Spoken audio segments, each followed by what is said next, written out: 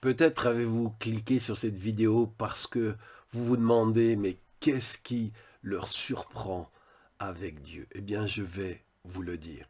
Vous savez, j'habite à la campagne et quand je suis venu m'installer en campagne, on m'a dit que ici, le méchant, on ne le salue pas, on l'évite.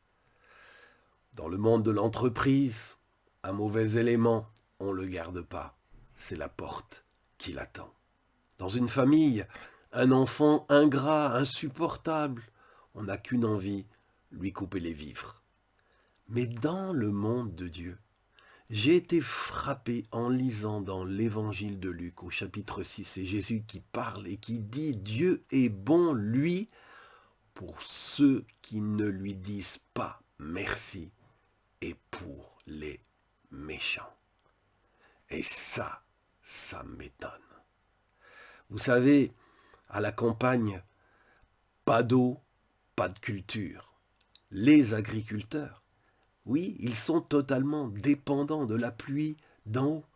Eh bien, la chose qui m'étonne, c'est que la pluie, elle tombe sur le champ de celui qui ne remercie pas Dieu ou qui, pire, passe sa journée à l'injurier, autant que sur le champ de celui qui remercie Dieu.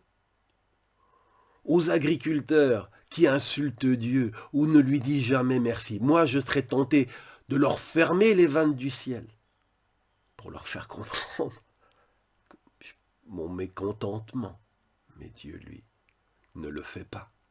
Autre chose, le soleil. Pas de soleil, pas de tomates.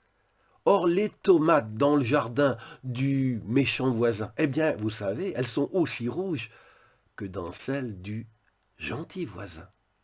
Donc le soleil se lève pareil pour tout le monde. Moi, si c'était moi, ça ferait longtemps que j'aurais mis le potager du méchant voisin dans le noir pour lui apprendre à ne pas blasphémer Dieu. Mais Dieu, lui, ne le fait pas.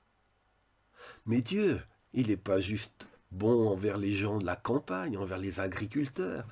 Grâce à la pluie d'en haut, grâce au soleil, les fruits, les légumes, les céréales poussent. Et quand celui qui ne dit jamais un mot gentil à Dieu va faire les courses, eh bien il en profite lui aussi, bien comme il faut. Moi, à la place de Dieu, je lui aurais coupé les vivres.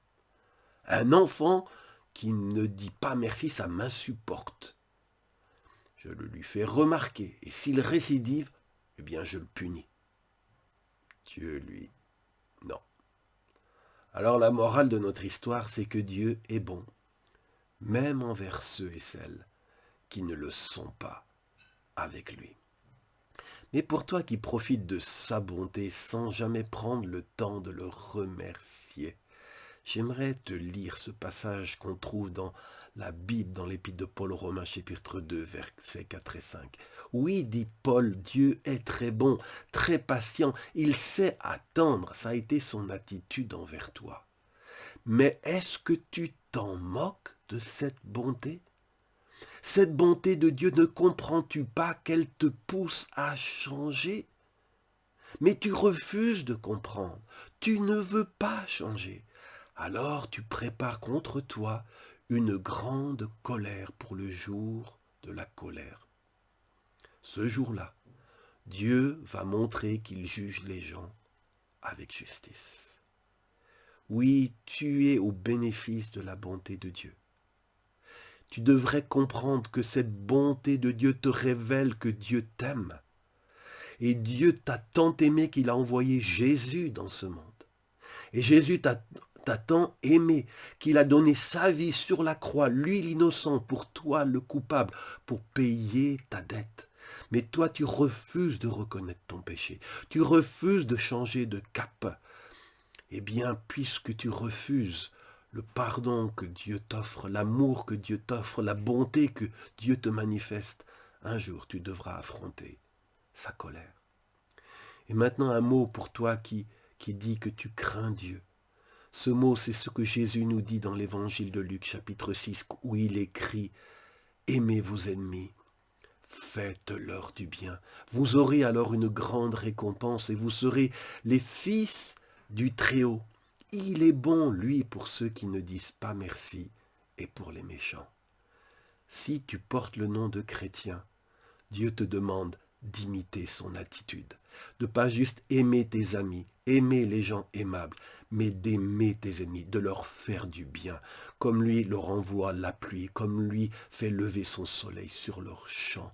Fais du bien, c'est ainsi que tu ressembleras à ton Père qui est dans les cieux. Chaque vendredi, je vous donne rendez-vous sur cette page Facebook ou sur ma chaîne YouTube. Pensez à vous connecter.